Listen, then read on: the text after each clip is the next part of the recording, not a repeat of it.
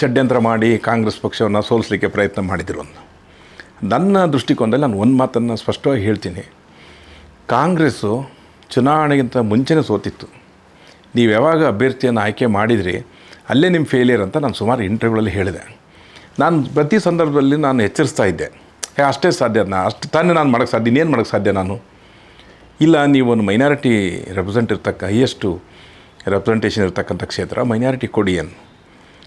ಮೊನ್ನೆ ನೀವು ಈ ಚುನಾವಣೆ ಪ್ರಕ್ರಿಯೆ ಗಮನಿಸಿರ್ಬೋದು. ಮೊನ್ನೆ ಸಲೀಂ ಅಹಮದ್ ಮತ್ತು ರಿಜ್ವಾನ್ ಸಾಹೇಬ್ರೆ, ಯಾರೇ ಆಗಲಿ ಇಡೀ ಕರ್ನಾಟಕ ರಾಜ್ಯದ ನಾಟ್ ಓನ್ಲಿ ಮೈನಾರಿಟೀಸ್ ಎಷ್ಟು ಜನ ಇಂಟ್ರ್ಯೂ ಕೊಟ್ಟಿದ್ದಾರೆ. ದಿನೇಶ್ ಅಮೀನ್ಮಟ್ಟು ಇರ್ಬೋದು, ಭಾಳ ಜನ.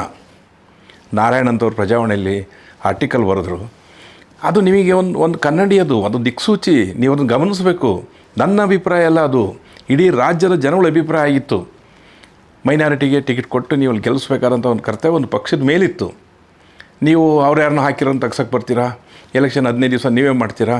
ಯಾಕೆ ನಿಮಗೆ ಆ ಶಕ್ತಿ ಇದ್ದಿಲ್ವಾ? ನೀವು 15 ದಿವಸ ಎಲೆಕ್ಷನ್ ಮಾಡಿದ್ರಲ್ಲ, ಗೆಲ್ಸೋ ಶಕ್ತಿ ನಿಮಗೆ ಇದ್ದಿಲ್ವಾ?